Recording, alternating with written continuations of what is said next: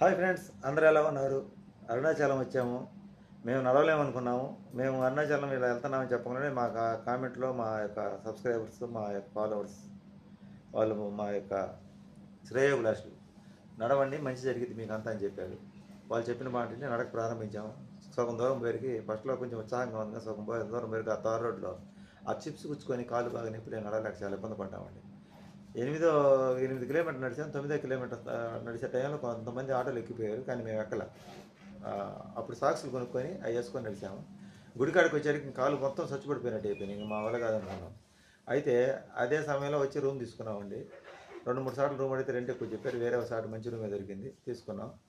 ఈ రూమ్ తీసుకొని కాసేపు రిలాక్స్ అయ్యాము. రిలాక్స్ అయ్యి నిద్రలేసి స్నానం చేసేసరికి నొప్పులు ఎడిపోయినాయి, అంతా మటుమయం అయిపోయిందండి. అదే అరుణాచలం యొక్క మహత్యం అని మాకు అర్థమైంది. దేవుని దర్శించుకోవడానికి పోతున్నామండి. అంతా సవ్యంగా జరగాలని కోరుకుంటున్నాం. మీరు కూడా కోరుకుంటున్నాం.